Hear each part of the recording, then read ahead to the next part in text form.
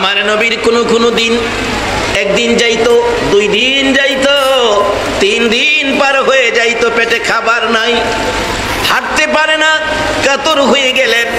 আম্মা জান আয়েশা সিদ্দিকা বলেন, আমি নবীজিকে প্রশ্ন করেছিলাম, ইয়া রাসূলুল্লাহ, আপনার কি পেটের খিদার যন্ত্রণা, কষ্ট হয় না, ব্যথা হয় না? আপনার কি খাইতে মন চায় না? আমার নবী 2টা চোখের পানি গাল বেয়ে বেয়ে ছেড়ে দিলেন। আয়েশা রে, পেটের খিদায় কষ্ট হয়, আমার উম্মতের কথা যখন মনে হইয়া যায়, আমার পেটের খিদার কথা মনে থাকে না। উম্মতের কথা যখন আমার মনে হয় রে, আমার পেটের খিদার কথা মনে থাকে না। আমার আল্লাহ বলেন, জিব্রাইল রে, আমি যার ভালোবাসায় সব সাজাইলাম, যার প্রেমে কুল কায়নাত বানাইলাম, আরশ কুরসি লৌহ কলম সাজাইলাম, এই নবী না খাইয়া কেন কষ্ট করবে রে জিব্রাইল? যাও, আমার পক্ষ থেকে প্রস্তাব নিয়ে যাও, উহুদ পাহাড় টুকুন, উহুদ পাহাড় স্বর্ণ বানাইয়া দেব, নিচে চাক্কা থাকবে, বন্ধু যেখানে যাবে বন্ধুর পিছে পিছে উহুদ পাহাড় স্বর্ণ হইয়া যাবে। প্রয়োজনে স্বর্ণ বিক্রি করবে, বন্ধুর চাহিদা মিটাবে, কষ্ট করতে হবে না। এরে জিব্রাইল, এই প্রস্তাবটুকুন বন্ধুর কাছে নিয়ে যাও। জিব্রাইল ডাকতেছে, ইয়া রাসূলুল্লাহ, আল্লাহর সালাম গ্রহণ করুন। আমি জিব্রাইলের সালাম গ্রহণ করুন। হুজুর, না খাইয়া কষ্ট হয়, হাঁটতে পারেন না, ব্যথা হয়, দুঃখ হয়। হুজুর, আমার আল্লাহ প্রস্তাব পাঠাইছে, উহুদ পাহাড় স্বর্ণ বানাইয়া দেবে, নিচে চাক্কা থাকবে, আপনি নবী যেখানে যাবেন উহুদ পাহাড় পিছে পিছে সেখানে যাবে, প্রয়োজনে স্বর্ণ বিক্রি করে চাহিদা মিটাবেন, আর কষ্ট করতে হবে না গো নবী। এই প্রস্তাব শুনে আমার নবী 2টা চোখের পানি জামা ভিজতেছে। জিব্রাইল, এত সুন্দর প্রস্তাব তুমি আমার জন্য নিয়ে আসছো, উহুদ পাহাড় স্বর্ণ হবে, আমি নবী বলে, আমি বন্ধু বলে, আমি দুস্ত বলে, আমি হাবিব বলে আমার পিছে পিছে স্বর্ণের পাহাড় ঘুরবে। রে জিব্রাইল, আমি জানতে চাই, আমার গরিব এতিম উম্মতেরা যেদিন না খাইয়া রাত্রে ঘুমাবে, বাচ্চারা মায়ের গলায় ধরে, বাবার গলায় ধরে কাঁদবে, মা গো, বাবা গো, পেটের খিদায় ঘুম আসে না, খাবারের ব্যবস্থা কি করতে পারো নাই? বাচ্চাগুলো গলা কাটা মুরগির মতো ছটপট করবে পেটের খিদার যন্ত্রণায়, মা বাবা চোখের পানি ছেড়ে ছেড়ে কাঁদবে, খাবার বাচ্চার মুখে দিতে পারে নাই। জিব্রাইল, আমি জানতে চাই, আমার ওই উম্মতের জন্য উহুদ পাহাড় স্বর্ণ হইয়া পিছে ঘুরবে কিনা? জিব্রাইল বলেন, না না, উম্মতের জন্য নয়, আপনার জন্য বাজেট। আমার নবী ডাকে, রে জিব্রাইল, যেই বাজেট আমার উম্মতে পাবে না, সেই বাজেট আমি রাসূল নিতে রাজি না। শুধু এটাই শেষ নয়, এই নবীর উম্মত হওয়ার পরে আর কি চান আপনারা? আর কি চাইতে পারেন? এই আখিরি নবীর উম্মত যারা হয়েছেন, এর চেয়ে বড় কপালওয়ালা পৃথিবীতে আর কেহ নাই। এই নবীর উম্মত হওয়ার পরে আর কি চাবেন আল্লাহর কাছে? নবী আপনার আমার জন্য কত রাস্তা করে দিয়েছে আল্লাহর সাথে সম্পর্কের জন্য, আর এই নবীর উসিলাতে আমরা কত কিছু পেয়েছি। কিভাবে পাইলাম? যার বাস্তবতা বলতেছি। আমার নবী উহুদ পাহাড় স্বর্ণ নিজে নেন নাই, উম্মতের ব্যথায়। সকলে একবার বলুন আলহামদুলিল্লাহ। শুধু এই তো শেষ না, মা আয়েশা সিদ্দিকা রাদিয়াল্লাহু তাআলা আনহার জীবনী নবীজিকে একদিন প্রশ্ন করেছিলেন, ইয়া রাসূলুল্লাহ, আপনি জীবনে কত জায়গায় মার খেয়েছেন? নবী গো, কত জায়গায় মার খেয়েছেন? আমি জানতে চাই, কোন দিনের মার, কোন দিনের ব্যথা, কোন দিনের দুঃখ, কোন দিনের কষ্ট বেশি কষ্ট হয়েছে একটু বলবেন? মা আয়েশা সিদ্দিকা নবীজির এই প্রশ্নের জবাব জানতে চাইলে নবী মুখে কথা বলার আগে চোখের পানিগুলো জর্জর করে ছেড়ে দিলেন। মা আয়েশা প্রশ্ন করেন, ইয়া রাসূলুল্লাহ, জিজ্ঞেস করলাম প্রশ্নের জবাব, মুখে না দিয়ে চোখের পানিগুলো ছেড়ে দিলেন, কারণ জানতে চাই। আমার নবী যাকে আয়েশা রে প্রশ্ন করেছো কোন দিন ব্যথা বেশি পেয়েছি, জীবনে বহু জায়গায় মার খেয়েছি রে আয়েশা, বহু জমিনে রক্তাক্ত হয়েছি রে আয়েশা, সব জায়গার মার আমি বুইলা যাইতে পারি রে আয়েশা, একটা জায়গার মার আমি বলতে পারি না, সেই জায়গাটা হলো রে তায়েফের জমি। আয়েশা রে, তায়েফ নামক একটা জমিন রে, ওই তায়েফের জমিনের ব্যথা আমি এখনো বলতে পারি না। মক্কা ছেড়ে, মায়ের দেশ বাবার দেশ ছেড়ে আয়েশা রে মক্কাবাসীর যন্ত্রণায় রে আয়েশা যায়েদ ইবনে হারেসাকে সঙ্গী করে, আল্লাহু আকবার বলো। আমার নবী যায়েদ ইবনে হারেসাকে সঙ্গী বানাইছে। আমার মন বলে আজকে যারা মাহফিলের আয়োজন করেছে গো, যারা এই বৃষ্টির মধ্যে মাহফিলে বসে আছো, বসার জায়গা নাই, দাঁড়িয়ে আছো নবীর ভালোবাসা নিয়ে। আমার নবী যদি এখন দুনিয়ার জমিনে থাকতো গো, তোমাদেরকে যায়েদ ইবনে হারেসার মতো সঙ্গী বানাইয়া নিত। যায়েদ ইবনে হারেসাকে সঙ্গী বানাইয়া আমার নবী মায়ের দেশ বাবার দেশ ছেড়ে দিয়েছিল মক্কাবাসীর যন্ত্রণায়। আমার নবী দুধ মায়ের দেশ হালিমার দেশে পৌঁছে গিয়েছিল। কাউরে কিছু বলে নাই, কাউরে দুঃখ দেয় নাই, গালি দেয় নাই, কাউরে কোনো আঘাত করে নাই। হঠাৎ করে দেখা যায় এক বয়সের যুবকেরা চারদিক থেকে হই হাল্লা করে আসতেছে। যায়েদ ইবনে হারেসা ডাকে, ইয়া রাসূলুল্লাহ, অবস্থা ভালো দেখা যায় না, যুবকেরা আমাদের দিকে দৌড়াইয়া আসতেছে, মন কই তারা বুঝি আমাদের উপর আক্রমণ করবে। আমার নবী দাঁড়িয়ে গেছে, চোখের পানি ছেড়ে ছেড়ে ডাকে, যায়েদ রে, আমরা তো তাদের ক্ষতি করি নাই, গালি দেই নাই, তারা কেন আমাদের উপর আক্রমণ করবে রে যায়েদ? এই কথা বলতে বলতে চারদিক ঘেরাও করে ফেলেছে যুবকেরা। যায়েদ ইবনে হারেসা বলেন, আমি তাকাইয়া দেখি প্রত্যেকটা যুবকের হাতে বড় বড় পাথর দেখা যায়। আমার নবী চোখের পানি ছেড়ে দেন, রে যায়েদ, তারা পাথর নিয়ে ঘেরাও করে ফেলল। যায়েদ ইবনে হারেসা যুবকদের কাছে যাইয়া ডাকে, রে যুবকেরা, পাথর লইয়া ঘেরাও করেছো, তোমরা বুঝি আমার নবীরে মারবা? অনুরোধ করি আমার নবীরে মাইরো না, আমার নবী বড় ব্যথায় ব্যতীত রে, জীবনে কোনদিন আমার নবী বাবা বলে ডাকতে পারে নাই রে, জীবনে কোনদিন আমার নবী বাবার কোলে উঠে নাই রে, বাবার আদর পায় নাই, বাবার মুখ দেখে নাই রে। বলুন, যার বাবা আছে সন্তানের বাবা আদর করে কিনা? এই আদরটুকু তো নবী পায় নাই, তোরা আমার নবীরে মানিস না।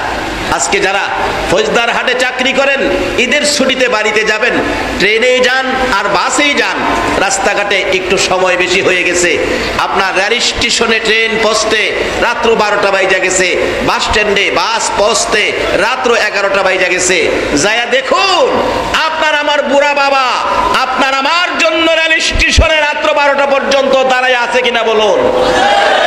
বাস স্ট্যান্ডে বাবা আপনার আমার মায়ায় রাত্র 11টা পর্যন্ত দাঁড়ায় থাকে কিনা বলুন।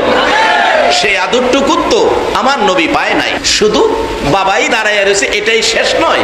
হাঁটতে হাঁটতে বাড়িতে যান, রাত্র 1টা বাইজা গেছে, আর একটা দরদি দরজাটা বন্ধ করলো না, চোখের পানিতে কাপড় ভিজলো, দরজায় দাঁড়ায়া বলুন, হেই দরদিটাকে।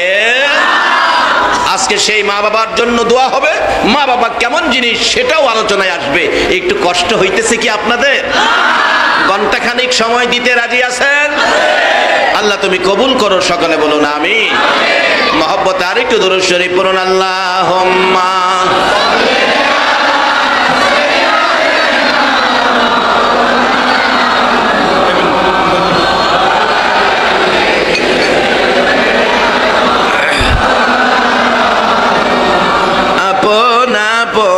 করো রে মন, কে আছে তোর আপনা, উম্মতের দরদি নবী শুয়ে আছেন মদিনা।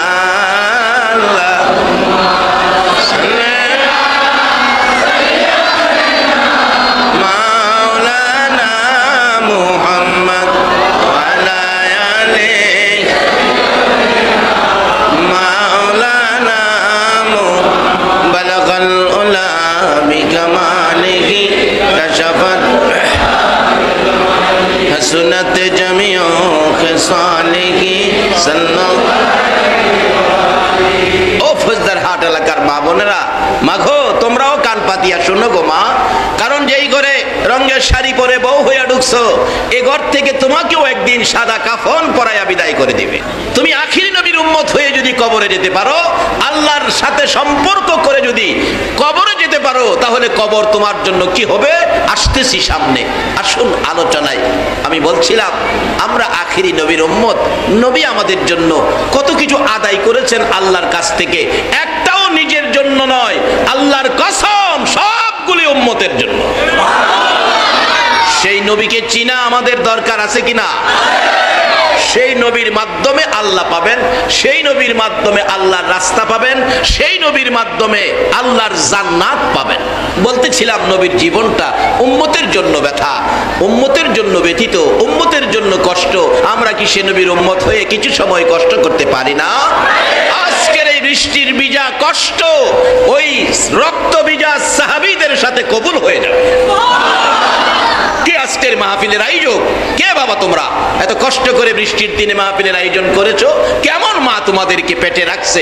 নিশ্চয়ই তোমরা যেদিন মায়ের পেটে ছিলে, মা তোমরা পেটে থাকাকালীন একদিন হলেও কোরআন পড়ছিল, একবার হইলেও নবীর দুরূদ পড়ছিল। ওই তাসিরের সন্তানগুলো আজকের এই মাহফিলের আয়োজন করেছে। আল্লাহ তাদের মাহফিল কবুল করুক, সকলে বলুন আমিন। বলতেছিলাম যায়েদ ইবনে হারেসা ডাকতেছে, যুবকেরা রে, আমার নবীরে মারিস না রে, আমার নবীর বাবা নাই, বাবার আদর নবী পায় নাই, বাবারে দেখে নাই, বাবার কুলে নবী জীবনে কোনোদিন উঠে নাই, অথচ বাবা কত আদর করে। এই তো সামনে রোজার ঈদ আসতেছে, কত বাবা দেখছি 2 বছরের পুরান জামা গায়ে দিছে, 2 বছর ঈদগায় যাইতেছে, পয়সার অভাব, কিন্তু সন্তানের ঠিকই বাবা 2 বছরের পুরান জামা, পয়সার অভাব, ঈদগায় যাইতেছে, সন্তানের কিন্তু আল্লাহু আকবার বলুন, আল্লাহ, নিজে পুরান জামা গায়ে দিলেও সন্তানের নতুন জামা। ঈদগায় যায় জুতা নাই, খালি পায়ে, সন্তানের পায়ে ঠিকই জুতা আছে। এই বাবারে ভুলে গেলেন, এই মা কবরে ভুলে গেলেন। সুযোগ পাইছি এমন এক মুহূর্তে মাহফিল, যেটা রমজানের শেষ 10 দিনে পড়ে গেছে, যেই সময় হাত বাড়াইলেই কবরবাসীদেরকে আল্লাহ পাক মাফ করে দেবেন। রাসূল হাদিস শরীফে বলেছেন, আউয়ালুহু রাহমাতুন ওয়া আওসাতুহু মাগফিরাতুন ওয়া আখিরুহু ইতকুম মিনান নিরান। শেষ 10 দিন জাহান্নাম থেকে মুক্তি দেওয়ার সময়, সেই মুহূর্তেই মাহফিলের আয়োজন হয়ে গেছে। আজকের এই প্রথম রাত্রে আমরা আল্লাহর কাছে কবরবাসীদের জন্য ক্ষমা চাবো। আসুন আলোচনায়। বলতেছিলাম আমার নবী এত কষ্ট যায়েদ ইবনে হারেসা বুঝাইতে চাইতেছেন, এরে যুবকেরা, মারিস না রে, নবীর বাবা নাই, বেশি দিন মন ভরে মা মা ডাকার সুযোগ নবী পায় নাই, অল্প দিন মার কাছে ছিল, মাকে দেখেও নবীর কলিজা ঠান্ডা হয় নাই। যায়েদ ইবনে হারেসা বলেন, এই বলে দেখি যুবকেরা কোনো কথাই শোনে না, কোনো অনুরোধ শুনে না, তারা চারদিক ঘেরাও করে নবীর পাশাপাশি এসে গেছে, হাতের মধ্যে বড় বড় পাথর। রাসূল ডাকতেছে, আয়েশা রে, আমি দেখছি যায়েদ ইবনে হারেসা যুবকদের পাশে যাইয়া, যুবকদের কাছে যাইয়া অনুরোধ করতেছে, ও যুবকেরা, মারিস না আমার নবীরে, মারিস না। কোন সময় দেখেছি যুবকদের হাতে ধরে ফেলেছে, আমার নবীরে মারিস না। আবার কোন যুবকের পায়ে পড়ে গেছে, রে যুবকেরা, মারিস না রে, আমার নবীরে মারিস না রে। আয়েশা, হঠাৎ করে দেখি একটা যুবক পিছন থেকে ইশারা করে বলছে মারো। বলতে দেরি হয়েছে, চারদিক থেকে পাথর আসতে দেরি হয় নাই, কিছুক্ষণের মধ্যে আমার মাথা মোবারক ফাইটে গেছে, রক্ত মোবারক ঝরতেছে, আমার সারা শরীর ক্ষত বিক্ষত। আয়েশা রে, রক্ত মাখা হাত নিয়ে বলেছিলাম, যুবকেরা রে, আমার আর মারিস না রে, আমি সইতে পারি না, আমি কি অপরাধ করেছি। অবশেষে মা এসে সদ্যকার প্রশ্নের জবাবে রাসূল বলছেন, ওই দিন আমার গায়ের জামাটা সাদা ছিল রে, কিছুক্ষণের মধ্যে দেখি আমার গায়ের সাদা জামা আর সাদা নয়, লাল লাল হয়ে গেছে। করেছে, আমি বেহুশ হয়ে পড়ে গেছি, তারপরেও তারা আমারে মারে। এইভাবে একবার নয়, দুইবার নয়, আমাকে 3 বার করে বেহুশ করেছে রে আয়েশা। ওই তায়েফের জমিনের মার আমি রাসূল বলতে পারি না।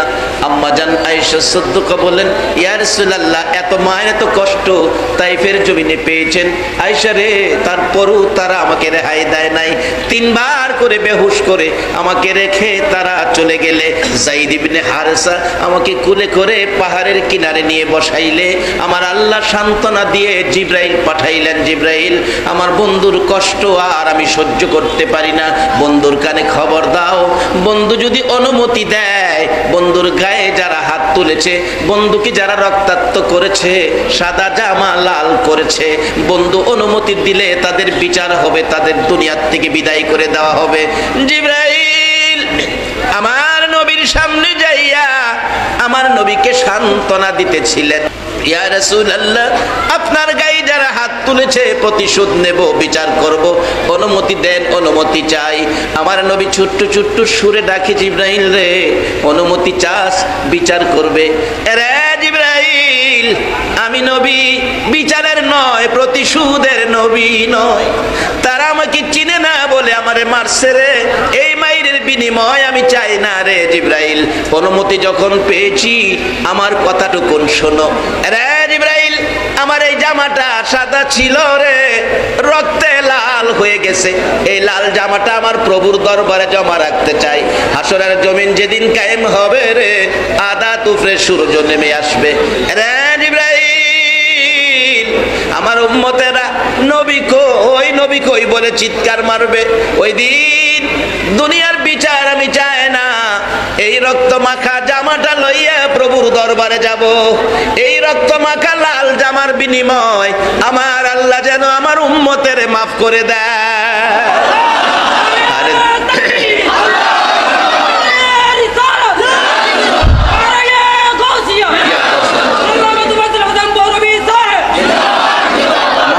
জিন্দাবাদ জিন্দাবাদ নবীর সেনা, জিন্দাবাদ জিন্দাবাদ জিন্দাবাদ নবীর। আমল করো নামাজ রোজা, কায়েম করো সুন্নিয়াত, আমল করো নামাজ রোজা, কায়েম করো সুন্নিয়াত। জিন্দাবাদ জিন্দাবাদ নবীর সেনা, জিন্দাবাদ জিন্দাবাদ জিন্দাবাদ নবীর। নবীজির আশিক যিনি, মরে ও মরে না তিনি, নবীজির আশিক যিনি, মরে ও মরে না তিনি। কাফন পরে ঘুমিয়াছে গাউসুল আজম বগদাদ, কাফন পরে ঘুমিয়াছে গাউসুল আজম বগদাদ। জিন্দাবাদ জিন্দাবাদ নবীর সেনা, জিন্দাবাদ জিন্দাবাদ জিন্দাবাদ নবীর। আমল করো নামাজ রোজা, কায়েম করো সুন্নিয়াত, আমল করো নামাজ রোজা, কায়েম করো সুন্নিয়াত। জিন্দাবাদ জিন্দাবাদ নবীর সেনা, জিন্দাবাদ জিন্দাবাদ জিন্দাবাদ নবীর। বাবারা কষ্ট হইতেছে আপনাদের? তাহলে কথা নয়, আমার কথার দিকে লক্ষ্য দেন, তাহলে কিছু পাবেন। আপনারা কথা বললে তো কিছু বুঝবেন না, তাই কথার দিকে লক্ষ্য। সকলে আবারও বলুন আল্লাহু আকবার। বলতেছিলাম নবীজি এত কষ্ট, মা আয়েশা সিদ্দিকা বলেন, হুজুর সাদা জামা লাল করেছেন, এই দুঃখ তো ভুলতে পারবেন না, আমিও বলতে পারবো না। আমার নবী কান্দে, আয়েশা রে, আরো একটা দুঃখের কথা বাকি আছে। হুজুর এটা আবার কোন দুঃখ? আয়েশা, তাইফের জমিনের মায়ের কথাও আমি রাসূল ভুইলা যাইতে পারি, কিন্তু আমার গুনাহগার উম্মতের কথা আমি বলতে পারি না। আরে দয়ালু নবী, প্রেমের ছবি আর আসবে না জগতে, আমার দয়ালু নবী, প্রেমের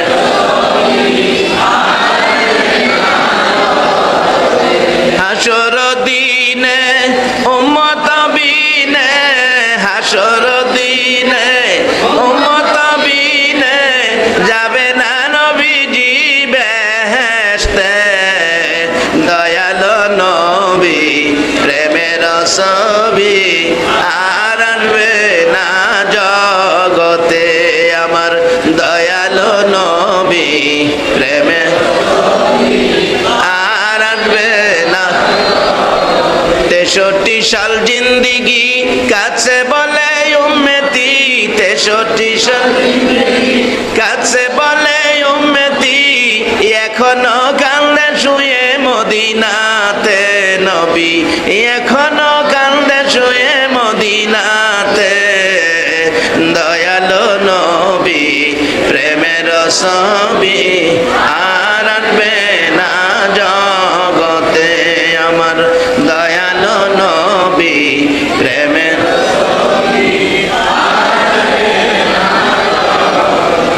যেই নবী দুনিয়াতে আসাতে আল্লাহ পাওয়ার নেট পাইলাম, আমি কি কথাটা বোঝাইতে পারতেছি? আল্লাহ পাওয়ার নেট পাইলাম, মাহে রমজান পাইলাম, জান্নাতের দরজা খোলা পাইলাম। এই নবীকে চিনা বলুন আমাদের দরকার আছে কিনা? এই নবী যদি না হইতো এর কোনো কিছুই। প্রশ্ন আসবে, হুজুর নবীরে কেমনে চিনতাম? নবী তো আমাদের কাছে নাই। আসলে নবী আমাদের কাছে না থাকলেও আবার নবী আমাদের কাছে। এই যে মাথায় টুপি দিছেন, টুপিটা কার সুন্নত বলুন? এই তো নবী এখানে, এই তো রাসূল বলতেন, সাহাবীরা তোমরা কি কেউ পারবি আমারে সারাদিন মাথায় রাখতে? সাহাবীরা বলতেন, ইয়া রাসূলুল্লাহ আপনারে মাথায় রাখলে মানুষ হাসবে না?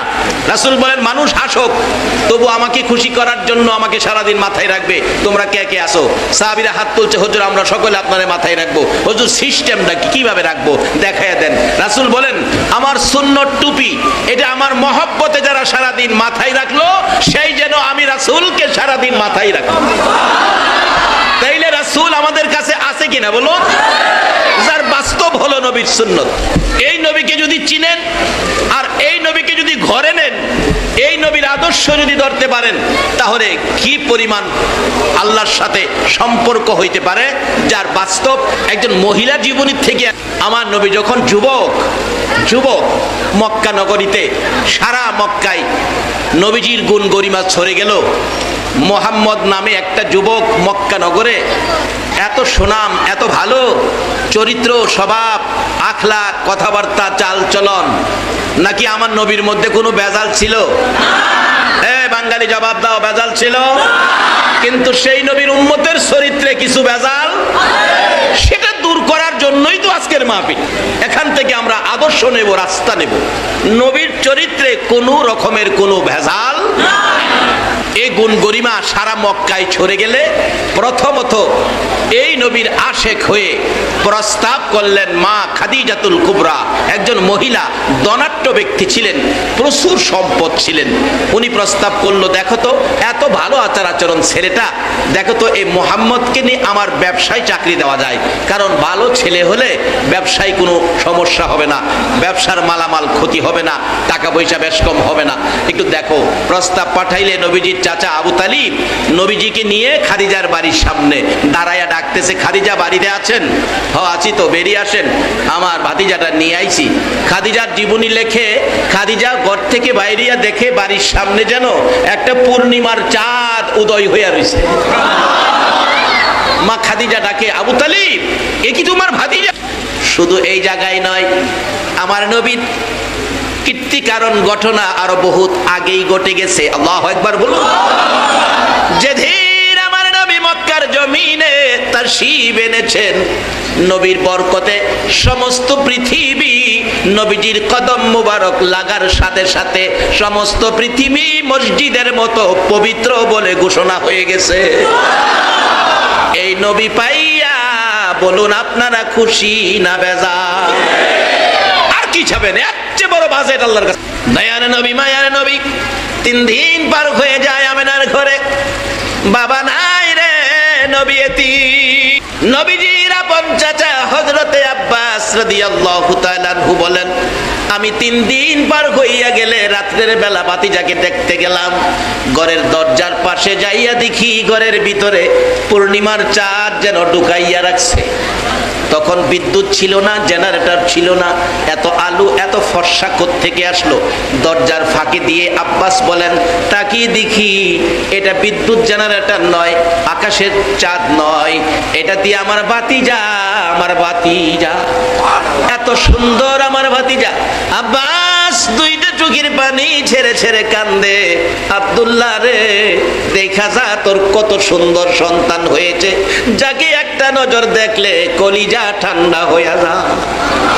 কিন্তু খাজা আব্দুল্লাহ তো দুনিয়ার জমিনে নাই, মদিনার মাটির নিচে চির ঘুম ঘুমিয়েছে। আব্বাস বলেন, দেখি আমার ভাতিজার আরো কি দেখতে পাই।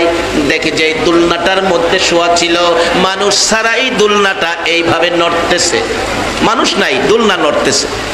আব্বাস কয়, আশ্চর্য, মানুষ ছাড়া তো দুলনা নড়তে পারে না, ঘটনাটা কিরকম লাগতেছে। আচ্ছা আরো কিছু মন ভরে দেখি। আবার দেখে এই আঙ্গুল মোবারক আকাশের দিকে উঠাইয়া 3 দিনের শিশু নবী আকাশের চাঁদ ঘুরাইতেছে। আঙ্গুলটা যেদিকে নেয় চাঁদ সেদিকে যায়, আঙ্গুল ঘুরাইলে চাঁদও ঘুরে। আব্বাস কয়, নিশ্চয়ই আমার ভাতিজা সাধারণ কোনো মানুষ নয়, আমার ভাতিজা বড় হইলে আমি ভাতিজার পক্ষে যাব। যেদিন আব্বাস কালিমা পড়ে মুসলমান হয়েছিলেন, প্রথম প্রশ্ন ছিল, ভাতিজা তুমি যে দোলনাটাই শুয়েছিলাম, মানুষ ছাড়া দোলনাটা নড়তে ছিল, এটা তো হয় না, মানুষ তো লাগে ধাক্কা দিতে হয়। আমার নবী চোখের পানিগুলো গাল বেয়ে বেয়ে ছেড়ে দিছে। চাচা, চাচা গো, আমার দুঃখের কথা মনে করেছো? দুনিয়ার সাধারণ শিশুরা দোলনায় শুয়ে থাকলে মা দোলনা ধাক্কা দেয়, মা যদি ঘরে না থাকে বাবা দোলনা ধাক্কাইতে থাকে। চাচা গো, আমার মা আমার দোলনায় শোয়াইয়া দোলনা ধাক্কা দিয়ে যখন ঘরের বাহিরে যাইতো, দোলনা যখন আস্তে আস্তে থেমে যাইতো, আমি ডান দিক বাম দিক মাথাটা ঘুরাইয়া তালাশ করতাম আমার দরদি বাবা কই। আমার বাবার ব্যথা অন্তরে আসার আগে আগে আমার আল্লাহ রহমতের ফেরেশতা দিয়া দোলনা দুলাইতো। আমার বাবার ব্যথা অন্তরে আসতে দেয় নাই। ওই বাবার যে কাজটা ছিল রহমতের ফেরেশতারা করত। বাবা প্রথম প্রশ্নের জবাব পাইলাম, দ্বিতীয় প্রশ্নের জবাবটা চাই। কি প্রশ্ন? রে ভাতিজা, আমি দেখেছি আঙ্গুলের ইশারায় আকাশের চাঁদ ঘুরাই। ও মুসলমান, এই বৃষ্টির মধ্যেই থাকতে রাজি আছো? আমার মন বলে সেই বৃষ্টিতে নবীর ভালোবাসাই যারা এই মাহফিলে বসে কষ্ট করবে, মাহফিলে বসে থাকবে, মাহফিলে দাঁড়িয়ে থাকবে, আপনাদের জন্য আমার নবী ফুলসিরাতের ঘাটে বসে থাকবে।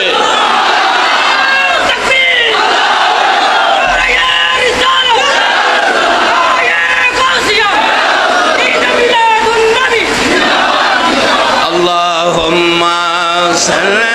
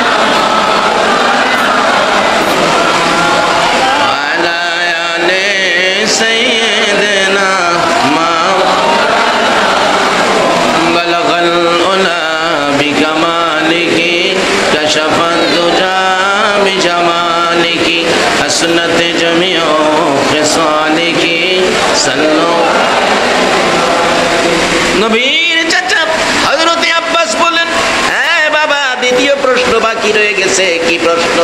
আমি দেখেছি আকাশের পূর্ণিমার চাঁদ আঙ্গুলের ইশারায় ঘুরাইছো, পৃথিবীর কেউ পারে নাই, আর কেউ পারবেও না। কিভাবে তুমি এই কাজটা করেছো আমি জানতে চাই। আমার নবী ডাকে, চাচা গো, আমার দুঃখের কথাগুলো মনে করে দিয়েছো। ও চাচা, দুনিয়ার জমিনে সাধারণ শিশুরা জন্মগ্রহণ করার পর মা আদর করে, বাবা আদর করে গো চাচা। বাজার থেকে বাবা ফুল কিনে আনে বাচ্চার জন্য। বাচ্চা যে বিছানায় শুয়ে থাকে ওই বিছানার উপর ফুলটা ঝুলাইয়া রাখে। বাচ্চারা ফুল দেখে ফুলের সাথে খেলে। একটু বড় হইলে ও আ শব্দ করে, আর একটু বড় হইলে হাত নাড়াইয়া ফুল ধরে খেলতে চায়। চাচা, মক্কার জমিনে এমন একটা ফুল কিনার মতো আমার কেউ ছিল না। আমি নবী যখন ফুল নিয়ে খেলার ইচ্ছা করতাম গো চাচা, আমার আল্লাহ আকাশের পূর্ণিমার চাঁদ আমার জন্য ফুল বানাইয়া ঝুলাইয়া রাখতো। এত ভালোবাসতেন যেই নবীকে, সেই নবী তো আজকে আমাদের নবী, আমরা সেই নবীর উম্মত। আমাদের জন্য কত কিছু বাজেট করেছেন নবীর উসিলাতে, সেই বাজেটগুলি কিভাবে নেব আসতেছি সামনে। আসলে বৃষ্টিটা বেশি হইতেছে, বসার জায়গা পাইতেছে না, পানি। দোয়া করে দেব,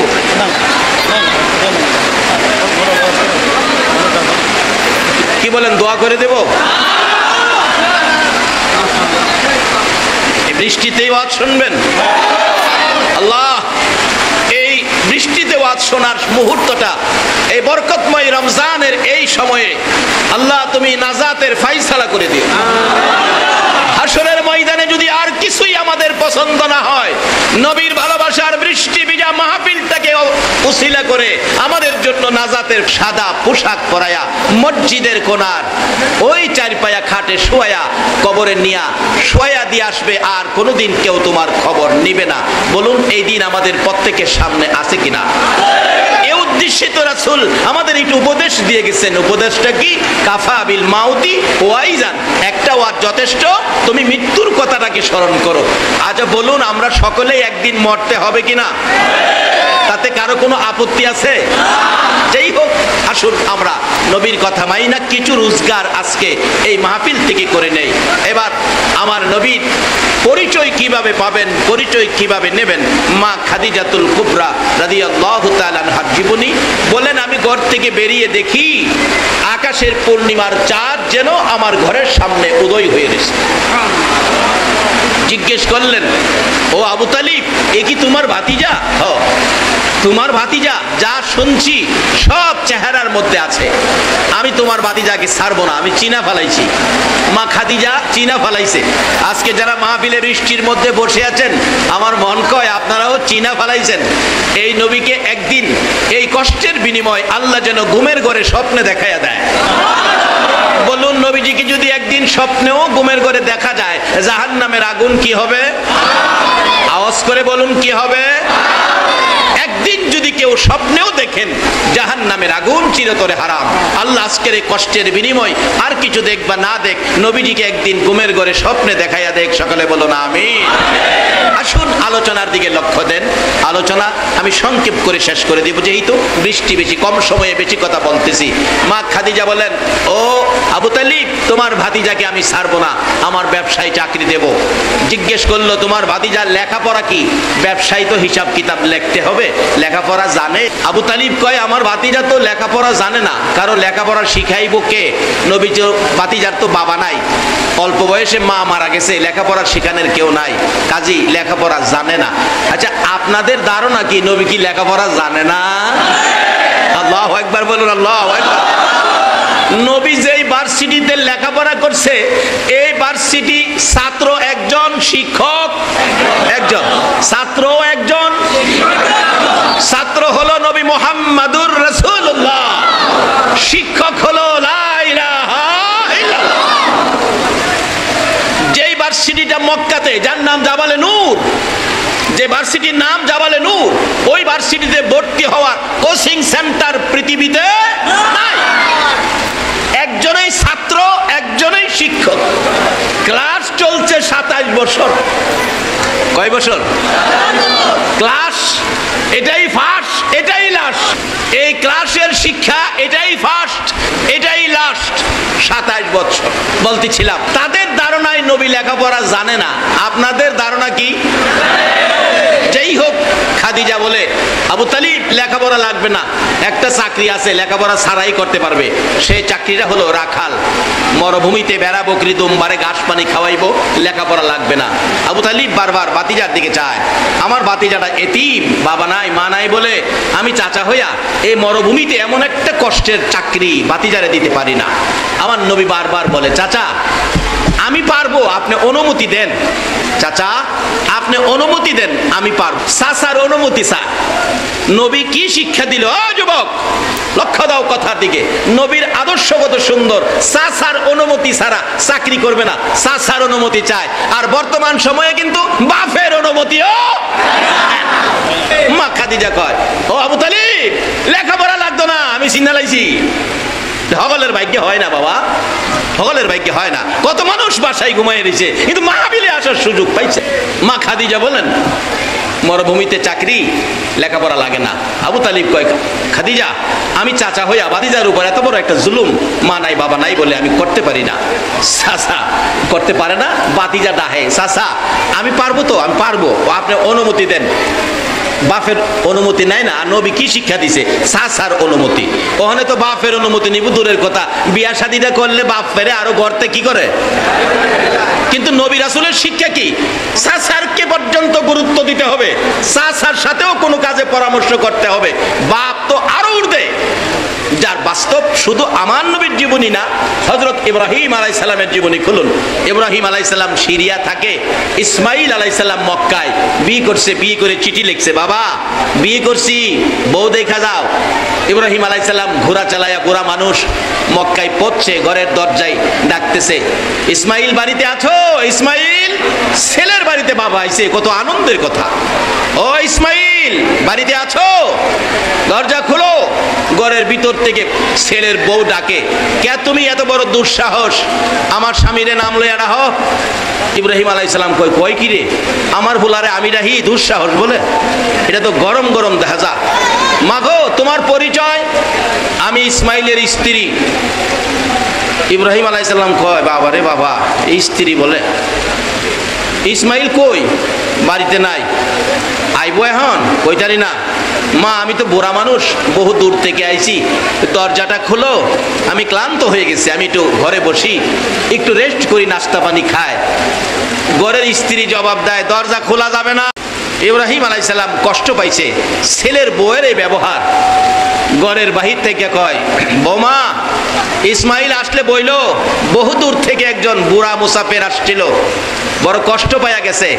ইসমাইলে কইও চৌকাটটা বদলাই লাইতো, বাবার নির্দেশ চৌকাট বদলাইতো। আর ওখানে স্ত্রীর নির্দেশে বাবারে নাই কিনে দেয়। জানি ওয়াজ করলে রাগ হইবেন, আগামীতে দাওয়াত দিতেন না, এই তৈব না দেন নাই, রোগ দূর করে এলাম ওয়াজগা। হ্যাঁ তুমি জানো বাবা মাই তোমার জান্নাত, বাবা মাই তোমার মসজিদ, বাবা মাই হবে তোমার মাদ্রাসা, বাবা মাই তোমার মক্কা, বাবা মাই হবে তোমার মদিনা। জোরে জোরে বলুন সুবহান। রমজান মাসে কিভাবে বরকত পাবেন? রমজানের প্রথমেই তো বাবা মার বাজেট আসতেছি সামনে, আপনাদের কষ্ট হইতেছে না তো? কষ্ট হইলেও তো ঘন্টা দুয়েক ওয়াজ করতে, প্রত্যেক দিন তো আর আসতে পারি না। ডাকতেছে, মামা ইসমাইল আসলে বইলো ঘরের চৌকাটটা ভালো না, এটা যেন বদলায়। ইব্রাহিম চলে গেলে কিছুক্ষণের মধ্যে ইসমাইল বাড়ির গেটে আইসা ডাকতেছে, বিবি বার আমার বাড়িতে আজকে কোনো মেহমান আমার বাড়িতে আসছিল কিনা, আমার বাড়ির গেটে কোনো মুসাফির আসছিল কিনা। বিবি ঘরের ভিতর থেকে ডাকে, স্বামী হে তুমি বাহির থেকে চিল্লাও মেহমান মুসাফির আসছিল কিনা। তুমি কি জানো মেহমান মুসাফির আসছিল? কিভাবে বুঝতেছো? বাহিরে দাঁড়াইয়া ডাকতেছো। ইসমাইল দুইটা চোখের পানি ছেড়ে ছেড়ে কান্দে, বিবি গো কেন জানি আমার বাড়ির গেটে আসার পর আমার নাকের মধ্যে আমার বাবা ইব্রাহিমের গন্ধ লাগতেছে। বিবি আমার বাবার গন্ধ নাকে লাগতেছে, আমার বাবার কণ্ঠের ইসমাইল ইসমাইল ইসমাইল বলে ডাক আমার কানের মধ্যে ঢুকতেছে। বল কোন মুসাফির কোন মেহমান আসছিল কিনা? বিবি বলেন আসছিল একজন বুড়া লোক বহু দূর থেকে, বড় দুঃসাহস দরজায় দাঁড়ায়া তোমার ইসমাইল ইসমাইল কইয়া ডাকে। একটা চিৎকার মারছে ইসমাইল আলাইহিস সালাম। ও বিবি, ওই বুড়া লোকটা কই গো? ইসমাইল ইসমাইল বলে যে আমারে ডাকে গো, আমার বাবা ইব্রাহিম ছাড়া কেউ না, আমার বাবা ইব্রাহিম ছাড়া আমার ইসমাইল কইয়া কেউ ডাকবে না। বলে বুড়া লোকটা কোথায়? চলে গেছে। বসতে দেশ নাই? না। নাস্তা পানি খাওয়াস নাই? না। ব্যবহার ভালো করস নাই? না। লোকটা কিছু বলেছে? বলেছে ঘরের চৌকাট ভালো না, চৌকাট বদলাইতে। ইসমাইল আলাইহিস সালাম বাবারে খুশি করার জন্য বাবার কথা মানতে যাইয়া বাহির থেকেই বলতেছে বিবি গো, চৌকাটের কথা বলে নাই, তোর ব্যবহার ভালো না, বাবা ইঙ্গিত করে গেছে। যা যা, বাবারে খুশি করার জন্য তোরে বের করে দিলাম। বাবারে খুশি করার জন্য স্ত্রী বের করে দিছে, আর ওখানে বাবা মারে বের করে দেয়। নবী রাসূলের শিক্ষা, নবী রাসূলগণের শিক্ষা। আবার বিয়ে করে চিঠি লিখছে, বাবা এবারে চৌকাটটা দেখা যান ভালো না বন্ধ। ইব্রাহিম রওনা হলেন, সিরিয়া থেকে মক্কায় আসবেন। অবশেষে বিবি সাহারা বাধা দিলেন, স্বামী যাইও না, বুড়া মানুষ কষ্ট করে যাইবা, ছেলের বউ দরজা খুলে না, যাইও না।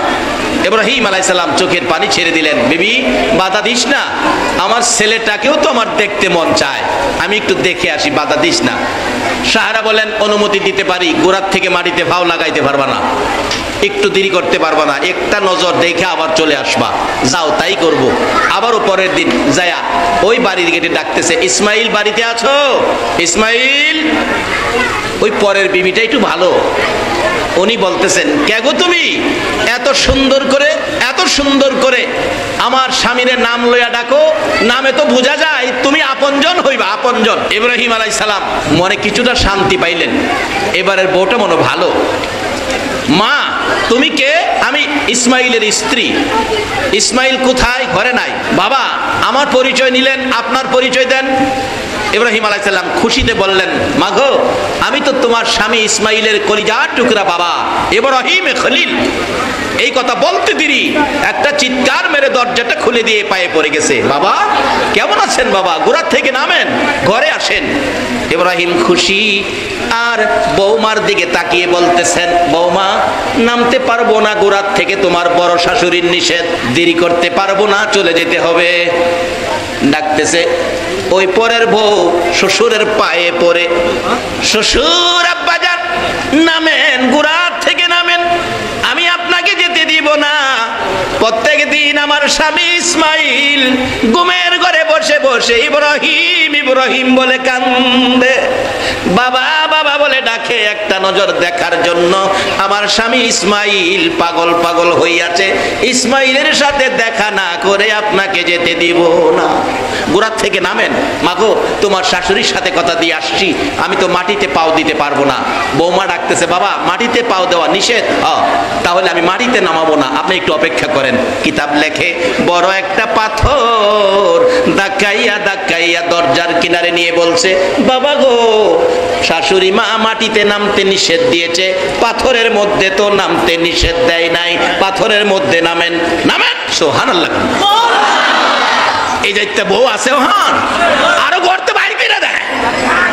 মাগো তুমি যদি তোমার শ্বশুর শাশুড়িরে বাইর করে দাও, তাহলে তুমিও অপেক্ষায় থাকো, তোমারেও বাইর করবো। আইতাছে এক বেড়া, কিছুদিন আগের ঘটনা, বাবারে হাত পাও বাইদা পিটাইছে, এখন তার ছেলে কয়, বাবা তুমি যে আমার দাদারে হাত পাও বাইদা পিটাইছো, আমি গেলাম দেখছি, আমিও গেলাম তোমারে পিটাম।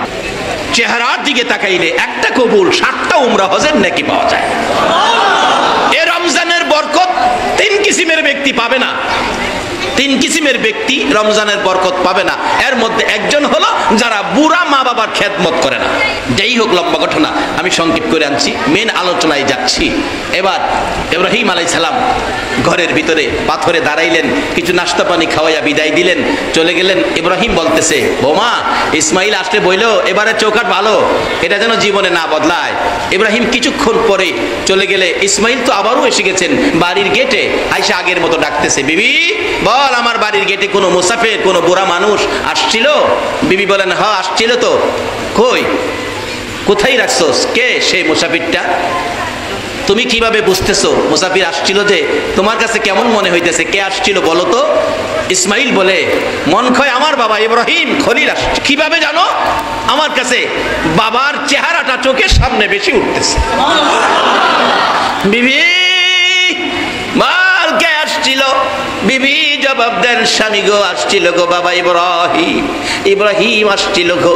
একটা চিৎকার মারছে ইসমাইল, কই রে আমার বাবা কই? দে আমি মন ভরে আগে বাবারে দেখি, 12টা বছর হইছে রে বাবারে দেখি না।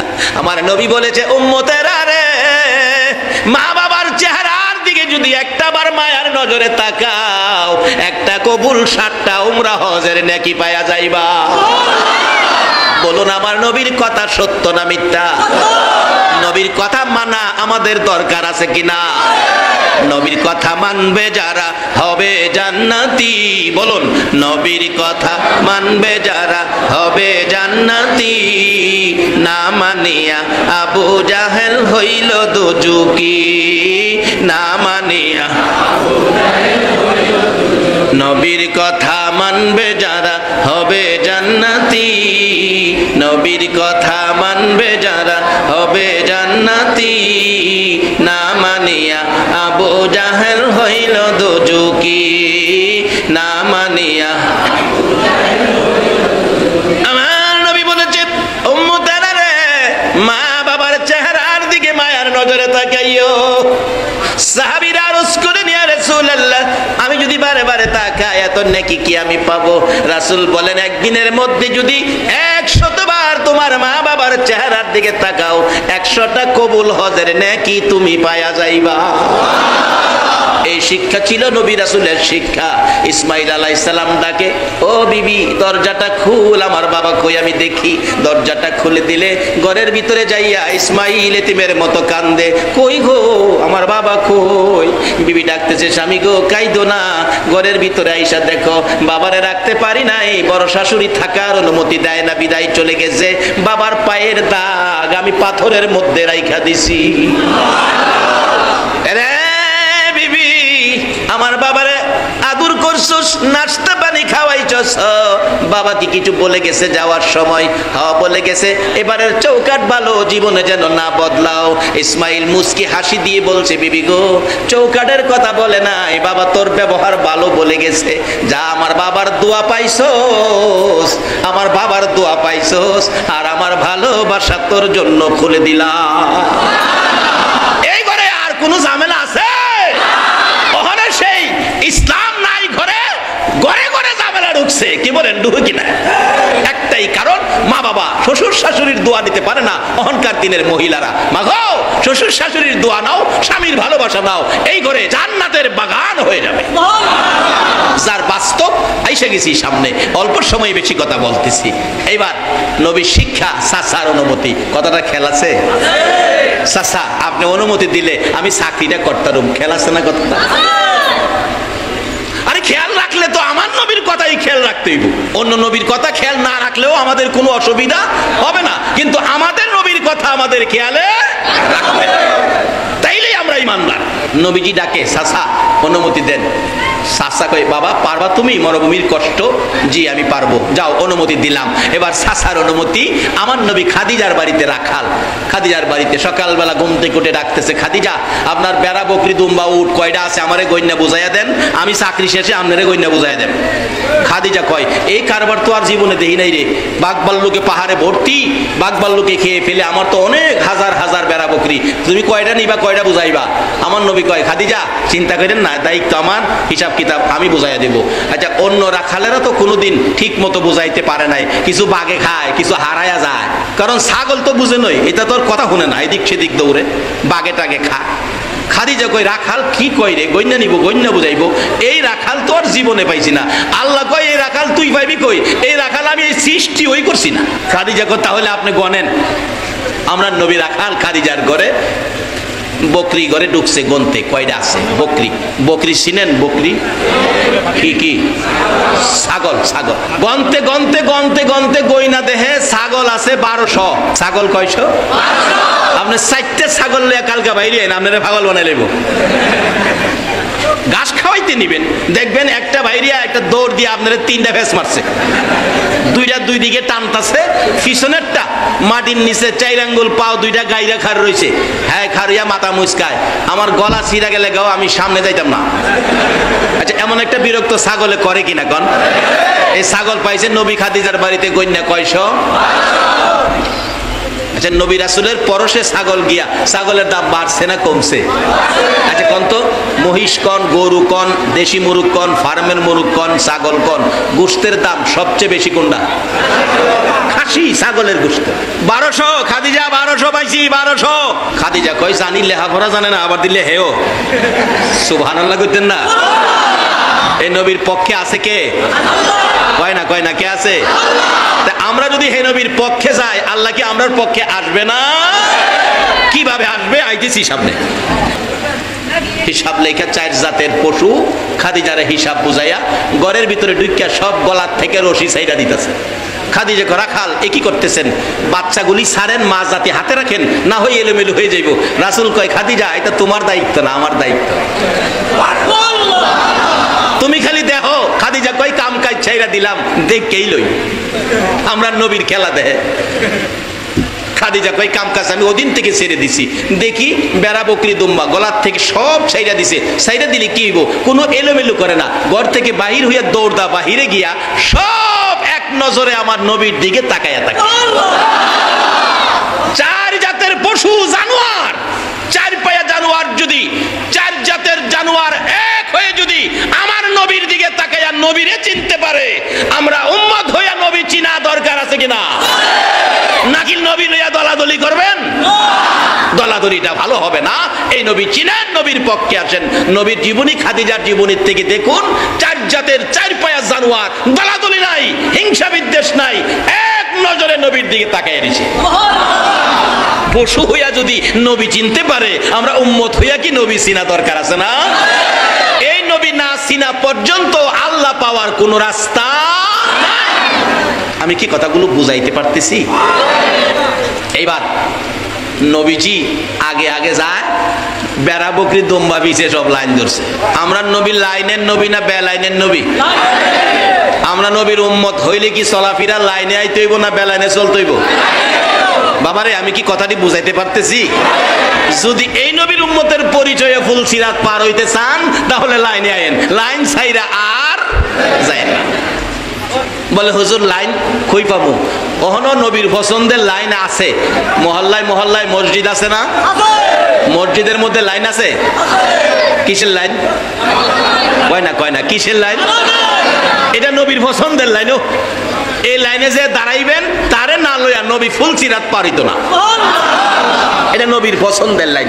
যাই হোক, সংক্ষেপে কয়ে গেলাম, নবীজি আগে যায়, পিছে পিছে লাইন ধরছে। খাদিজা কয় কাম কাজ করবো না, দেখি কি করে। একটাও এলোমেলো না, সব লাইনে যায়। অথচ হেই নবীর উম্মত হইয়া আমরা কিন্তু লাইন ছেড়ে দিছি। অনেক দূর গেছে, দেখা যায় না। খাদিজার জীবনী লেখে, তার একতলা বিল্ডিং ছিল, বিল্ডিং এর ছাদের উপরে উঠছে, কাম কাজ নাই, খালি রাখাল দেহে যাইতেছে। মাঝখানে গিয়ে হাতে ইশারা দিয়ে বলছে তোমরা ঘাস খাও। সবাই ঘাস খাইতেছে, নবী বৈশা রয়েছে। আকাশের মেঘের টুকরা হিসাব না মাথার উপরে ছায়া দিয়ে রাখছে। আচ্ছা আমরা জাতিসংঘের মহাসচিবরে ছায়া দিব? বুশেরে মনে দিব? একমাত্র ছায়ার উপযুক্ত হলো আমাদের নবী। মেঘের টুকরা ছায়া দিয়ে। খাদিজা কয় কি রাখাল রাখলাম, এই রাখাল তো জীবনে দেখি নাই। আল্লাহ জীবনে দেখবি কই? আমার নবী ইনি শেষ নবী, আর আইতো না তো, দেখবি কই? আইসেও না আর আইতো না। বাড়িতে আইছে পরে ডাহে রাখাল বেড়া বকরি দুম্বা গইনা দেখেন তো ঠিক আছে কিনা। গইনা দেখে সব ঠিক আছে। জংলায় কি ভাগবার লোক আসে নাই? খাদিজা জিগায়। আমার নবীকে হা বহুত আছে। তাইলে একটা বকরিও খাইলো না, অন্য রাখালেরা তো 8-10টা খায়লা। আমার নবী কয় খাদিজা আমার আওতায় যত বেড়া বকরি আছে, এর গায়ে হাত দেওয়ার সাহস জংলার বাঘ ভাল্লুকের। নবীর রাখালিয়াতের আওতায় থাকলে যদি বেড়া বকরি দুম্বারে বাগে না ধরে, আর নবীর উম্মতের আওতায় যদি থাকতারি, বলুন কোথাও কোনো ভয় আছে? বাস্তব। নবীর একজন সাহাবী নদী পথে যাচ্ছিল, ঘূর্ণিঝড়ে নৌকা ভাঙ্গা টুকরা টুকরা ভাসতেছে, সাঁতার কাইটা কিনারে উঠছে, সব মারা গেছে। কিনারে ওইটা কইতাছে আল্লাহ সব মূল্য ঘূর্ণিঝড়ে, আমি তো বাঁচলাম। যেখানে খাড়িয়া কইতাছে বাঁচলাম, তার জীবনী লেখে এটা আফ্রিকার জংলা, যেখানে শুধু মানুষ খাওয়ার প্রাণী, গাছের পাতায়ও নাকি মানুষ ওই খা, অর্থাৎ যা আছে খালি মানুষ খায়, বাঁচাইবার কেউ নাই। এখনো খাড়িয়া কো আল্লাহ আমি বাঁচলাম, সব মরে গেল। পিছনে বাঘের গন্ধ লাগতেছে, বাঘ একটা মানুষের গন্ধে ঘুম থেকে উঠতে দেখে নদীর পার খাড়ে রয়েছে।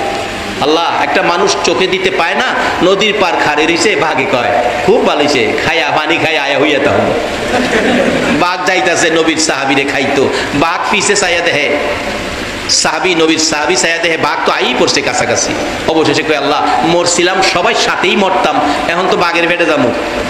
অবশেষে কয় একটা পরিচয় তো আমার আছে, আমি আখিরি নবীর উম্মত, পরিচয়টা দিয়া দেখি।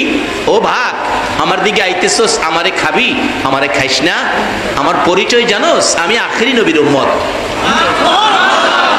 ভাগ তো কিছুক্ষণ দাঁড়ায়া আবার আইতেছে, আবার ডাকছে বাঘ আমার দিকে আইতেছস, খাইবি না, পরিচয়টা বুঝতে পারলি না, আমি আখিরি নবীর গোলাম, নবীর গোলামি করি, নবীর গোলামের গায়ে হাত দিস না। বাঘ দাঁড়ায়া আবার আসতেছে। অবশেষে তার জীবনী লেখে কাছাকাছি এসে গেলে বাঘ কাঁপতে কাঁপতে জমিনে বসে গেছে। এখন বুঝি বাঘ আমাকে খেয়ে ফেলবে আর রেহাই দিবে না। নবীর সাহাবীর ভয় ভীতি দেখে বাঘ কাছে এসে আকাশের দিকে বারবার তাকায়, মাবুদ আমার জবান খুলে দাও, আমি নবীর গোলামের সাথে কথা বলবো। নবীর গোলামের সাথে কথা বলার জন্য আমার আল্লাহ বাঘের জবান খুলে দিছে। বাঘ কাছে এসে ডাকতেছে, ও নবীর গোলাম ভয় পায়ো না, আমি তোমারে খাইতে আসি নাই, আমি তোমারে মদিনার পথ দেখাইয়া নিতে আইছি। নবীজির গোলামের, নবীজির গোলামের কোনো চিন্তা নাই, চলো নবীজির জান্নাতে মদিনাতে যাই। আরে নবীর গোলাম ভয় পেও না, আমি তোমারে খাইতে আসি নাই, আমি তোমারে মদিনার পথ দেখাইয়া নিতে আইছি। লেজের মধ্যে ধরাইয়া জংলা পার করে দেয়। যে নবীর পরিচয়ে বাঘে নবীর সাহাবীকে হাত দেয় না। আমার নবী ডাকতেছে খাদিজা রে, আমার পরিচয়ের উপর বাঘ ভাল্লুক খাদিজার বকরিতে হাত দেয় না। পরের দিনও গেছে একই অবস্থা, খাদিজা খালি দেখে নবী পাহাড়ের কিনারে একটু ঘুমিয়ে গেছে। গরম তো, যদিও ছায়া দিয়া রাখছে, তারপরও মরুভূমির গরম। অবশেষে দেখে উপর থেকে একটা অজগর সাপ নাই মাইতাছে। খাদিজা কয় অবস্থা খারাপ, আমার রাখালটারে খেয়ে ফেলবে, আমার 10টা বকরি যদি খেয়ে ফেলতো আমার দুঃখ ছিল না, রাখালটারে তো খেয়ে ফেলবে। দেখে অজগর সাপ নবীর কাছে আইসে বৈশা ফনা ধরে মাথাটারে তাল পাতার পাখার মতো গুল করে খাইব তো দূরের কথা, আমার নবীরে আরো ঘুমের মধ্যে বাতাস করতেছে। এ নবীর উম্মত হইতে রাজি আছে? এখনো অজগর আল্লাহর কসম এই নবীর উম্মতের খেদমত করবে যদি পরিচয় দিতে পারেন আমি আখিরি নবীর উম্মত। নবীর উম্মত হইতে হইলে রমজানের রোজা রাইখা হইবেন না, না রাইখা, নামাজ পয়রা না চাইরা। আল্লাহ কবুল করো, সকলে বলুন আমিন। খাদিজা কয় অজগরে বাতাস দেয় আর মরুভূমিতে দিমু না, সিগনালাইছি। লম্বা ঘটনা, বাড়িতে আইছে মোহাম্মদ আর মরুভূমিতে নয়, ব্যবসায়ী বসেন, লেখাপড়া লাগবে না। বলুন নবী যেই ব্যবসায়ী বইছে, এই ব্যবসায় লাভ বেশি হইব না কম হইব? কেন? নবী কোনো ভেজাল করে না, আর আমরা তো ভেজাল। পরিষ্কার লেখে খাঁটি সরিষার তেল, খাঁটি সরিষার তেল, খুইলা দেখেন ফার্ম অয়েল। এই চরিত্র মুসলমানদের আছে কিনা? বাবারে, এই চরিত্র দিয়ে মুসলমানদের বিজয় হবে না। পরিবর্তন করেন চরিত্র, কারণ 100 বছর আগে আমরা এদেশে কেউ ছিলাম না, 100 বছর থাকবো গ্যারান্টি নাই। কার জন্য এগুলি করতেছেন? নিজে পরিষ্কার হন, আখিরি নবীর উম্মতের সার্টিফিকেটটা নিয়ে কবর যান, কবর বেহেশতের বাগান হয়ে যাবে। এবার ব্যবসার অবস্থা ভালো দেখে মা খাদিজা ডাকতেছে, ও আমার বংশের মুরব্বীরা, গার্জিয়ানেরা, আর সহ্য করতে পারি না, আমার রাখাল, আমার ব্যবসার ম্যানেজার মুহাম্মদের সাথে আমারে বিবাহ দিয়ে দাও। মা খাদিজা আগে আমার নবীরে চিনা ফেলাইছে, নবীর মাধ্যমে আমার আল্লাহর সাথে সম্পর্ক কিভাবে হয়েছে এটাই হবে আমার শেষ কথা। মা খাদিজা বলেন, আমাকে মুহাম্মদের সাথে বিবাহ দিয়ে দাও। বংশের মুরব্বীরা ডাকে, খাদিজা রে, তুমি পাগল হতে পারো, আমরা পাগল না। তা একটা ব্যবসার ম্যানেজার রাখাল ছিল, কিছুই তো নাই, মা নাই, বাবা নাই, বাড়িঘর নাই, গরিব, তার কাছে তোমাকে বিবাহ দিতে পারি না। মা খাদিজা বলেন, ও আমার বংশের মুরব্বীরা, মুহাম্মদের কিছু নাই বলে যদি বিবাহ দিতে রাজি না হও, আমার হাতে কলম দাও, আমার হাতে কাগজ দাও। আমি খাদিজার জীবন জৈবন, ধন সম্পদ, বাড়িঘর, টাকা পয়সা, ব্যবসা বাণিজ্যের মালামাল, বেড়া, বকরি, দুম্বা, উট সহ ঘর বাড়ি সহ যা কিছু আছে গো, সব আমি মুহাম্মদের নামে লেখা দিলাম। সব কিছুর বিনিময় নবীর ভালোবাসার মালা গলায় পড়লাম। খাদিজা আমার নবীর পক্ষে চলে গেলেন, সব কিছু দিয়ে দিলেন। লম্বা ঘটনা। আমার আল্লাহ কয়, খাদিজা রে, আমার বন্ধুর পক্ষে গেলি, আমি আল্লাহরে তোর পক্ষে পেয়া গেলি।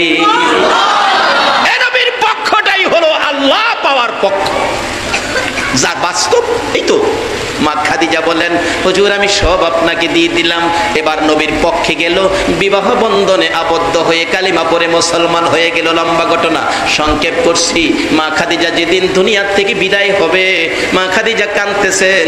আমার নবী পাশে বসে প্রশ্ন করে, খাদিজা রে, আমার সব ভালোবাসাই দিয়েছো, এখন কেন কান্দো, বলো তুমি কি চাও? হুজুর আমি খাদিজা সব আল্লাহকে পাওয়ার জন্য আপনার ভালোবাসায় দান করে দিয়েছিলাম।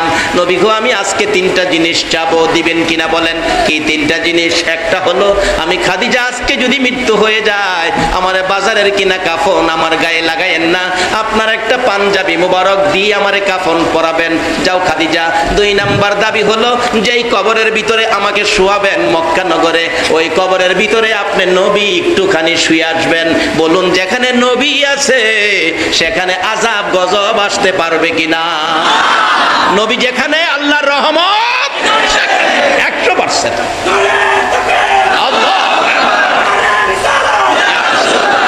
যার বাস্তব, একটা ছোট্ট ঘটনা বললে বাস্তবটা বুঝে পাবেন।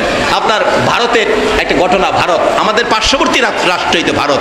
ভারতের একজন ব্যক্তি ছিলেন ঠাকুর, যার নাকি 16 কোটি হিন্দু যারে দেবতার মতো পূজা করত, যার নাম ডক্টর শিব শক্তি। ডক্টর শিব শক্তি একদিন ঘরে আমার নবী হাজির হয়ে গেছে। নবী গিয়া ডাহে, ডক্টর শিব শক্তি, বহুত নেতাগিরি দেখাইছস, আমি রাসূল আইছি তোরে কালিমা পড়াইতাম। নবী যেখানে রহমত সেখানে। ডক্টর শিব শক্তি কয়, হুজুর অহনার নেতাগিরি দরকার নাই, যারে পাইছি ইনি বড় নেতা। হুজুর আমি আর দেরি নয়, এখন আমার কালিমা পড়াইয়া মুসলমান বানায়। ডক্টর শিব শক্তি তো মুসলমান।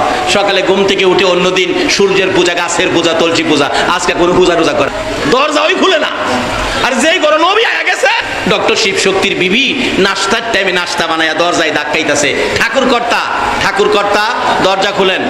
দরজা খুলছে, কি ব্যাপার, পূজা টুজা ছাইরা দিলেন, নাস্তা খাইতেন না? বিবি পূজা কেমনে করবো, ঘরের দিকে ছায়া দেখ। বিবি ছায়া দেখে ঘরটা রহমত বরকতে ভরপুর, বেহেশতের বাগান হয়ে রয়েছে। বিবি ডাকতেছে, স্বামী বলো আজকে তোমার ঘরে কি কোনো মহান অতিথি আসছিল? ডক্টর শিব শক্তি কয়, বিবি গো, আমার ঘরে মদিনার কামলেওয়ালা নবী আসছিল, আমার কালিমা পড়াইয়া মুসলমান বানাইয়া গেছে। তাই নাকি? তাহলে তোমার ভাগ্য ভালো। তো যাই হোক, হিন্দু হও আর মুসলমান হও, নাস্তা তো খাইতেইব, নাস্তাটা খাও। ডক্টর শিব শক্তিকে, বিবি তোমার হাতের নাস্তা আমি আর এখন খাইতে পারি না, কারণ আমি যে মুসলমান। মাত্র মুসলমান হইছে, বিবি হিন্দু মনে কইরা বিবির হাতে খায় না। আর আমরা কবের মুসলমান, এরপরও গেলাম যা ভাই। বাবা একটু হিসাব করে খাইবেন, বেজাল খাইয়েন না, এই দেহটাকে পরিষ্কার রাখেন। ডক্টর শিব শক্তি মাত্র মুসলমান হয়েছে, অন খায় না। বিবিও কয়, আমিও তোমারে না খাওয়াইয়া ছাড়তাম না। এতদিনের মহব্বত এই কতক্ষণে ভাঙ্গা দিবা? জোর কইরা মুখের মধ্যে খাওন দিতে চাইতেছে, কিন্তু ডক্টর শিব শক্তি খাইতে রাজি না, মুখ বন্ধ করে রাখছে। তালা মারছি, খাইতাম না। অবশেষে ডক্টর শিব শক্তির বিবি ডাকে, স্বামী ভয় পায় না, খাও খাও। আমিও গোপন রাখতে পারলাম না গো, যেই সময় আমার নবী আপনারে কালিমা পড়াইয়া মুসলমান বানাইছে, যাওয়ার পথে আমারেও কালিমা পড়াইয়া গেছে। ডক্টর শিব শক্তি দুইটা ডাকে বিবি গো আয় আমার বুকে আয়, তোর কপাল ভালো আমারও কপাল ভালো, আমরা যারা মুসলমান হয়ে গেছি। ডক্টর শিব শক্তি বিবিকে নিয়ে আনন্দ করেন মুসলমান হওয়ার কারণে। বলুন আমরা যারা আখিরি নবীর উম্মত আপনাদের মনে আনন্দ আছে কিনা? এই নবীর উম্মত হওয়ার পরে এর চেয়ে বড় কিছু পাওয়া, এর চেয়ে বড় কপালওয়ালা হওয়া পৃথিবীতে আর কোনো সুযোগ নাই। ডক্টর শিব শক্তির উপযুক্ত মেয়ে ছিল, মেয়ে দৌড়ে গেছে, বাবা তুমিও খুশি মাও খুশি, ঘটনা কি? ডক্টর শিব শক্তির মেয়ে প্রশ্ন করলে জবাব দেয়, বাবা মাগো আমি তো মুসলমান হয়ে গেছি নবীর হাতে। মা কয় আমিও মুসলমান হয়ে গেছি নবীর হাতে। মেয়ে মা বাবার গলায় ধরে কয়, মা আমার খবর জানো, তোমরারে কালিমা পড়াইয়া নবীজি যাওয়ার সময় আমারেও কালিমা পড়াইছে। এই আলোচনা নারায়ণগঞ্জের গলাচিপাই যখন পেশ করলাম, আলোচনা শেষে একটা হিন্দু যুবক দৌড়ে স্টেজে এসে কালিমা পড়ে মুসলমান হয়ে গেছে। আসুন বলুন আমার নবী যেখানে আল্লাহর রহমত, এটার বাস্তব হলো ডক্টর শিব শক্তির জীবনী। মা খাদিজা বলছে, ইয়া রাসূলুল্লাহ আমার কবরে আপনি একটু শুয়ে আসবেন। যাও খাদিজা শুয়ে আসবো। 3 নাম্বার প্রশ্ন, আমারে কবর শুয়াইয়া মুনকির নকিরের সওয়ালের জবাব আপনার নবী আমার পক্ষ থেকে দিবেন। যাও খাদিজা। কথা মতো তাই করে কবরের পাশে বসে আছেন নবীজি, মক্কার ঘটনা বলছি। কিন্তু মুনকির নকির তো খাদিজার কবরে আসে না। আল্লাহ পাক জিবরাইলকে পাঠাইলেন, জিবরাইল আমার বন্ধুর কানে খবর দাও। বন্ধু কেন বসে রয়েছে? খাদিজার প্রশ্নের জবাব দেওয়ার জন্য। যেদিন খাদিজা জীবন জৈবন ধন সম্পদ সবকিছু নবীর ভালোবাসায় দিয়ে আমার নবীর পক্ষ গিয়েছিল, আমি আল্লাহ সেদিন খাদিজার পক্ষে গিয়েছি। নবীর পক্ষে খাদিজা গিয়েছে, আমি আল্লাহ খাদিজার পক্ষ নিয়েছি।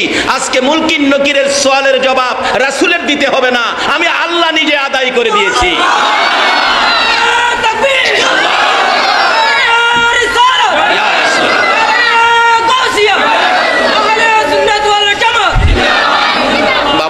এই নবীর পক্ষ নিয়ে মরতে পারলে ভাগ্য ভালো হবে না খারাপ হবে? কোরআন শরীফে আল্লাহ বলছে, ওয়ালা তাকুলু লিমান ইউকতালু ফি সাবিলিল্লাহি আমওয়াত। আল্লাহ বলছেন আমার রাস্তায় যারা মৃত্যুবরণ করেছে তাদেরকে তোমরা মৃত কইও না, তারা জীবিত, তোমরা সেটা অনুভব করতে পারো না। আরেক জায়গায় বলছে, বাল আহিয়াউন ইনদা রাব্বিহিম ইরযাকুন, তোমরা যেমন দুনিয়া থেকে খাইতেছো, আমি আল্লাহর রাস্তায় মৃত্যুবরণকারীদের কবরের মধ্যে খাওয়াইতাছি। সে আল্লাহর রাস্তা পাওয়ার জন্য একজনই ব্যক্তি, এই আল্লাহকে চিনার টাওয়ার হলো নবী মুহাম্মদুর রাসূলুল্লাহ। সে নবীর ভালোবাসায় যারা বসে আছেন, এটাই আল্লাহ পাওয়ার রাস্তা। আজকে যে আলোচনাগুলো করলাম এগুলি আমলে নিবেন, আমি এই জন্য আমল করতে পারি। মাহে রমজান অত্যন্ত বরকতের মাস, জান্নাতের দরজা শুধু একটা মাসই আছে রমজান, আখিরি নবীর উম্মতের জন্য খুলে। আখিরি নবীর উম্মত ব্যতীত আদম আলাইহিস সালাম থেকে শুরু করে ঈসা আলাইহিস সালাম পর্যন্ত কোনো নবী, কোনো নবীর উম্মত কারোর জন্য বেহেশতের দরজা খোলা থাকে না। শুধু আখিরি নবীর উম্মতের জন্য একটা মাস বেহেশতের দরজা খোলা থাকে। বলুন তো এই মাসটা কোনটা? রমজানে যদি বেহেশতের দরজা খোলা রাখে তাহলে আপনাদের ধারণা এটা কার লাগিয়া খুলছে? রোজাদারের জন্য। গাজী রোজা যারা রাখেন নাই কালকার থেকে রোজাটা রাইখা দিবেন, বেহেশতের দরজা খোলা, শুধুমাত্র ঢুকবেন মৃত্যু আসার আগে আগে। আখিরি নবীর উম্মত হন। আজকের এই মাহফিলের আয়োজন এই বৃষ্টির দিনে, এটা দুঃসাহসিক আয়োজন। আচ্ছা বলুন, যারা এই আয়োজনটা করছে বৃষ্টির দিনে তাদের কি কষ্ট হয় নাই? আপনারাও আসছেন, আপনারাও কষ্ট করছেন। আল্লাহ যেন সকলের কষ্ট কবুল করে এই রমজানের বরকত সবে কদর সহ নসিব করে দেন। আর একটা দিন যেন ঘুমের ঘরে নবীকে স্বপ্নে দেখাইয়া দেন। সকলে বলুন আমিন। আসুন।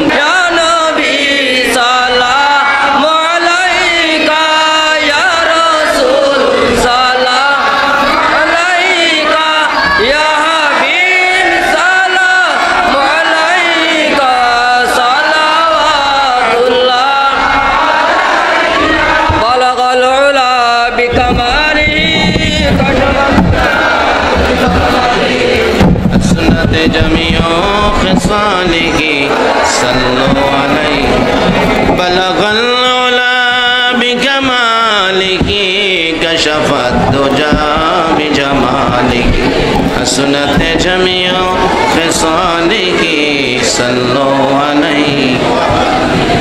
ए शालम कोई शालम मास्टर बाबा रे। যাই হোক, আমি কমিটির এই যুবকদেরকে বলবো তোমাদের লোক ভিতরে পাঠায় দাও 2-4 মিনিটের মধ্যে, যাতে সব হাতে আইসা যায়। যাও যাও বাবু, যাও, খালি দিয়েন না। রব্বির হামহুমা কামা রাব্বায়ানি সগীরা।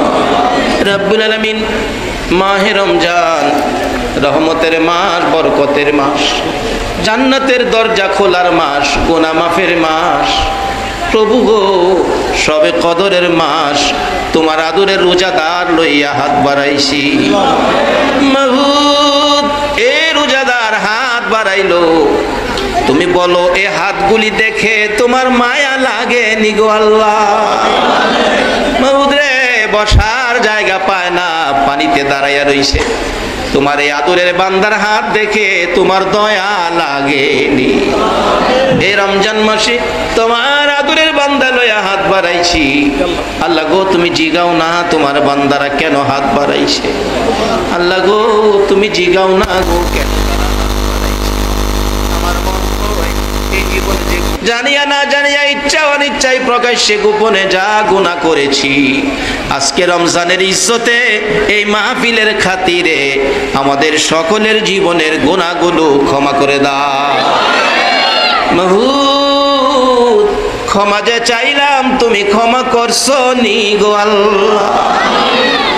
তুমি যদি ক্ষমা না করো, বলো আমরা এ গুনাহ লইয়ার কার কাছে যাব গো আল্লাহ। আমরা আখিরি নবীর উম্মত, আমরা রে ফিরাইও না। এই বৃষ্টির মধ্যে কষ্ট করেছে আল্লাহ, তুমি কষ্ট কবুল করে আমরা রে ঘুরাইয়া দিও না। এই রমজানের ইজ্জতে মাহফিলের খাতিরে দুরূদ ও সালামের উসিলাই আমাদের সকলের জীবনের গুনাহগুলো ক্ষমা করে দাও। ইয়া আল্লাহ, জীবনের গুনাহ ক্ষমার আসার দরখাস্তের পর আর একটা দরখাস্ত করি, তুমি রাগ হইও না। মাবুদ, তুমি রাগ হইও না। তুমি যদি রাগ হও, আমার মনের দুঃখ কার কাছে কমবো আল্লাহ। আমি জানি না, এই বৃষ্টির মধ্যে হাজার হাজার মানুষ বৈশার জায়গা নাই, দাঁড়াইয়া রইছে। এই কমিটির ভাইয়েরা বড় কষ্ট করে আয়োজন করেছে।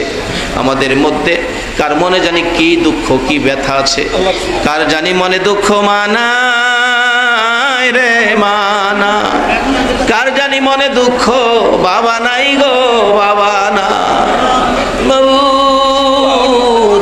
যেই বাবা মাতার গাম পাতায় ফালাইয়া রোজগার করে সন্তানের মুখের খাবার জুগাইতো, যেই মা সন্তান কোথাও গেলে রাত্র 2টা বাইজা গেলেও দরজাটা খুইলা মা বিনাইয়া বিনাইয়া কান্ত। মায়ের অভাবী, বাবার অভাবী কে জানি হাত বাড়াইছে রে। কার জানি এবারে ঈদের বাজারের কাপড় কিনতে যাইয়া মায়ের কাপড় কিনা চিরতরে বন্ধ হইয়া গেছে রে। কার জানি এবারে ঈদের কাপড়ের বাজারে বাবার পছন্দের সাদা লুঙ্গি কিনা বন্ধ হয়ে গেছে রে আল্লাহ। এই মা বাবা যার কবরে গো, আর দেরি করো না, এই মাহফিলের উসিলাই ওই সকল মা বাবার কবর জান্নাতের বাগান বানাইয়া দাও। যত নবীর আশিকান ঘুমিয়াছে সকলের কবর জান্নাতের বাগান বানিয়ে দাও।